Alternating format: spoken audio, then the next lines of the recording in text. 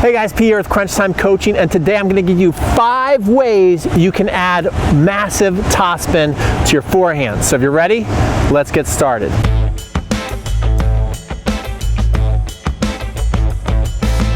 Alright guys, so let's dive right into this video. First of all, the great thing about this today, everything I'm going to show you and teach you, you can do 100% on your own. You don't need a partner. All you need is a racket and some tennis balls. Also, I do recommend though, you might want to check out Topspin Pro. I'll put the link in the description. You'll see why in a minute because it's pretty cool. But before we get started into showing you these ways that you can add more topspin, these drills that you can do by yourself, I want to explain what topspin is and why it's worth working on. What's it going to do for your game? I love topspin. It's a really great weapon because I find that it gives me security when I go out there and play. That's probably the #1 thing I like about topspin is I feel like I can really let the racket head rip through the shot and I have confidence that the ball is still going to go in. Why is this?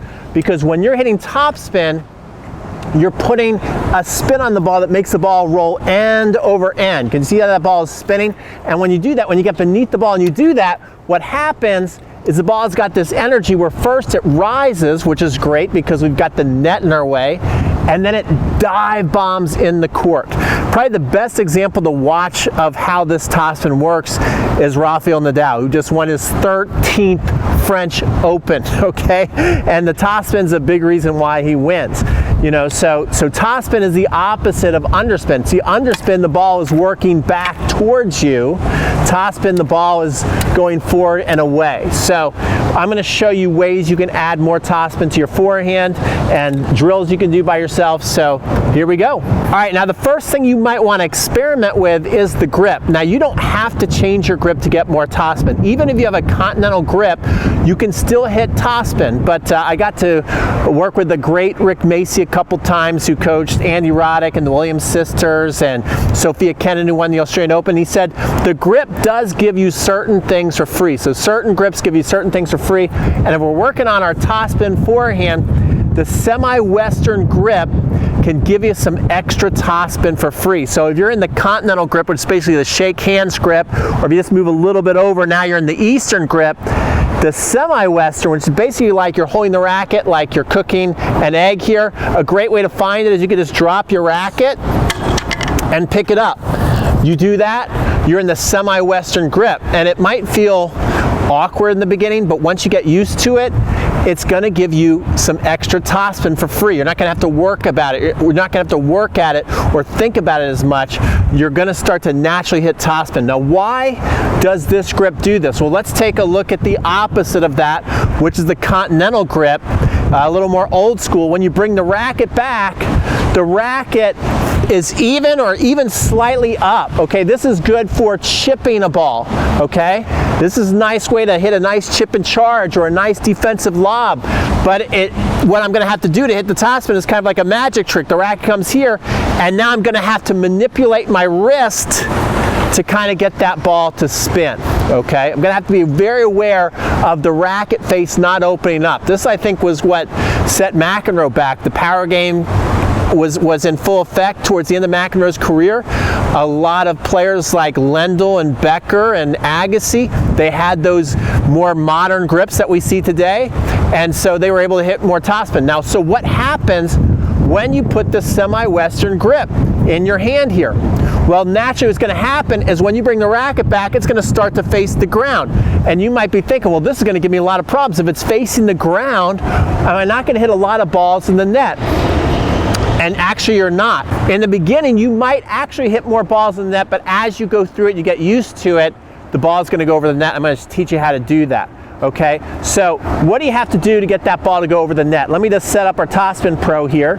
So many people, when they're switching to that semi-western grip, since they had an eastern grip, or let's just go back to that continental grip just to work with extremes, is they could come at the ball pretty level and drive it, and the ball would still go over the net and lots of times in, and maybe they had a little hint of topspin on that ball. See, I'm just putting like a little hint of topspin, but again, since the frame's a little more open, you can come at the ball a little more directly. You still do want to come low to high even with a continental grip, and that's also going to give you more topspin, but you could get away with coming away more level and find that your ball is going over the net pretty easy. Now, if you do that same move with the semi-western grip and your string's facing the ground, especially if you're at the baseline, as you move closer to the net, lots of times you can still come pretty even with it. But if you're just coming directly at the ball and you come like that, you can see right now I'm hitting on top of the tennis ball. We get a close-up of that. So that ball is obviously going to go in the net. But if I come and I just get a little bit below the tennis ball and I'm coming on my way up, now we can see that that actually has a really good shot of going over the net. And then when I swing, I'm going to add spin to the ball. So one of the things that you can get, one of the ways you can get more topspin is you can go out and get yourself a Topspin Pro, okay? All the other drills that I do in this video, you don't need a Topspin Pro, but I do want to show you this because a lot of people, since we have it out here, they'll get one of these and they still have a tough time generating topspin because they've heard that acceleration is a big way that you can generate topspin on the ball. Now, topspin to me allows you to generate more racket head speed, allows you to be more free, but it doesn't mean that because you're swinging fast you're going to generate topspin, okay? You can swing slow and generate topspin. In fact, that's what I recommend you do. Especially a lot of male students I've had, I've set this up on the court. I'm like, it's a Topspin Pro. Like, well, what is it? I'm like, well, if you swing, you can generate some topspin. The ball will rotate, and they see it rotating, and they want to do it, so they grab the racket from me, or they take their own racket, and they haul off, and they hit it, and the Topspin Pro falls right on the ground. There's no spin. You see that? So it's not about hitting the ball hard. So the way I would work with your Topspin Pro when you get one is not to be swinging as fast as you can. Actually, the opposite. I want you to get your hand right on the ball, beneath it, okay? Pretend that you're in that semi-western grip. Maybe even put your racket, your hand, get in that semi-western grip.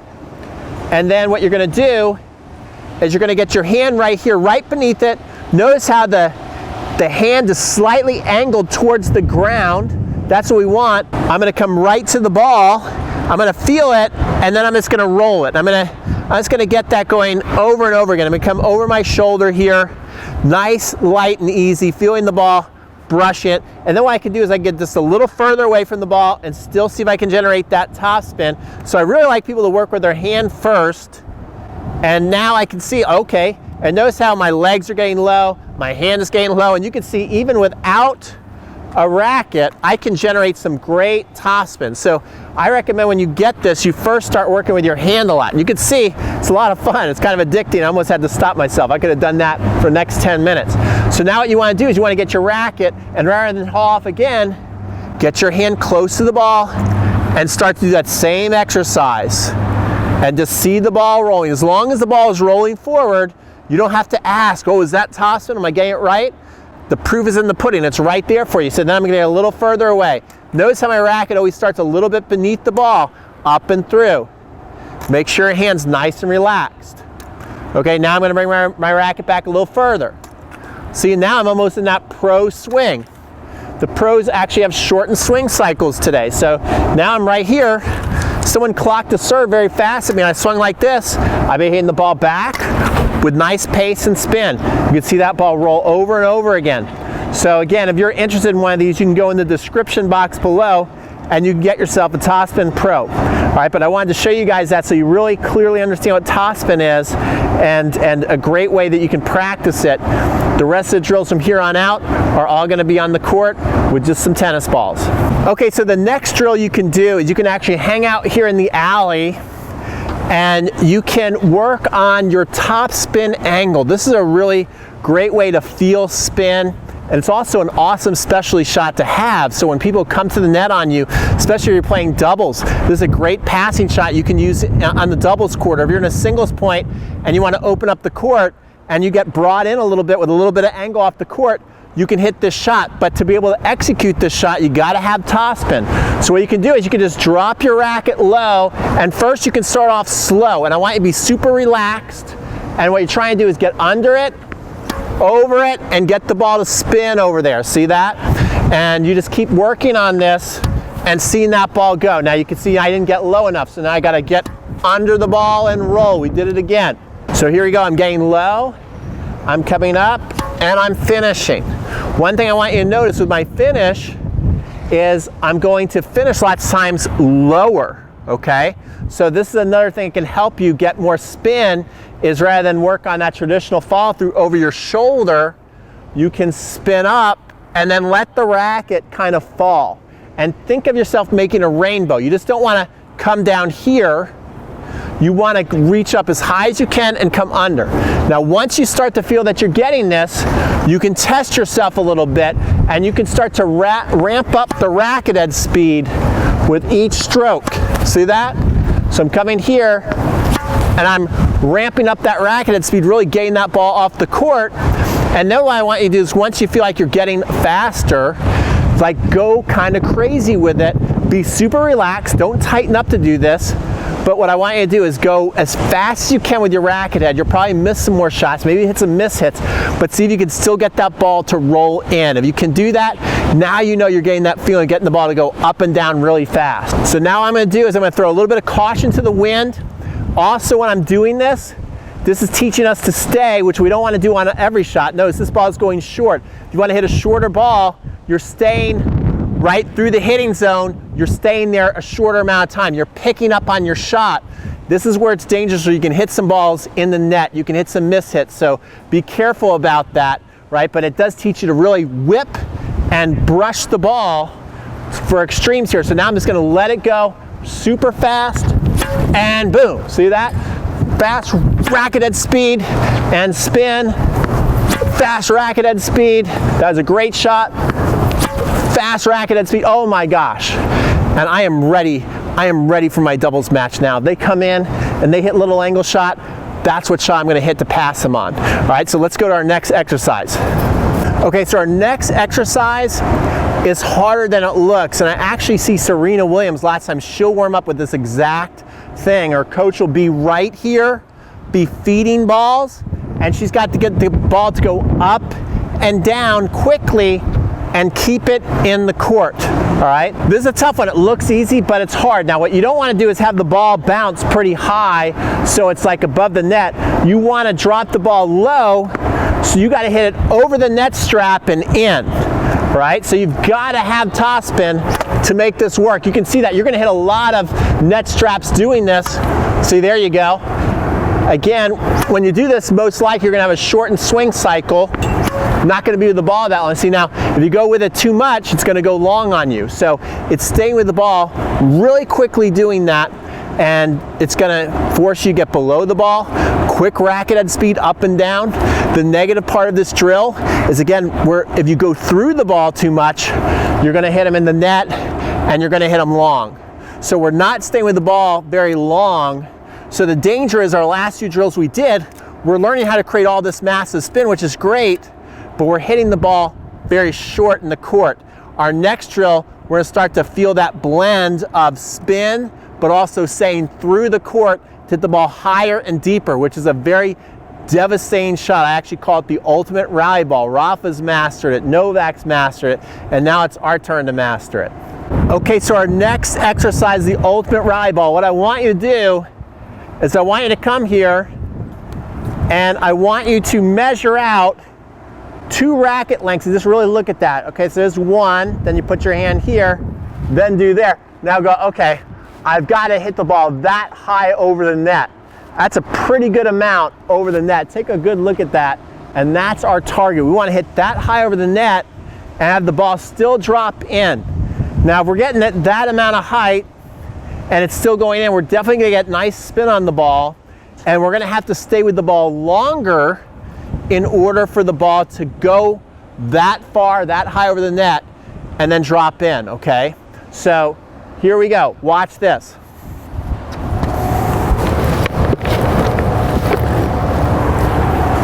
So now I'm looking to do is I'm looking to get the ball high and feel that I'm getting that a little more depth. So I got to stay with it and through the ball more. Whoa, that's a total miss hit. So let me try it again.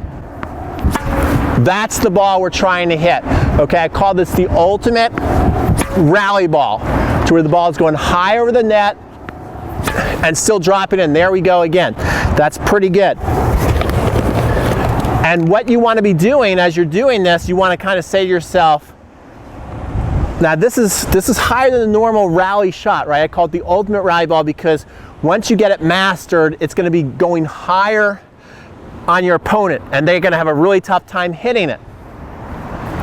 And what you're trying to do is tell yourself, okay, that was perfect, that's too short, if it's long, it's too deep. So I'm going to see and start to judge these shots. That's perfect because that hit the line, it kicked way up. That is too short. See, now the danger of hitting the ball high over the net like that with that spin, and if it drops short, that's why you want to practice this a lot. If it bounces here, this is actually happens to Rafa sometimes, where his ball starts to bounce here. It doesn't lose very much, but when he does lose, he's usually playing a taller opponent, and his ball lands here, and they start to cream that ball right about here.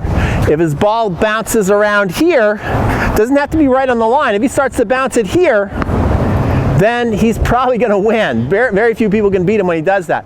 So I'm going to try and get that ball.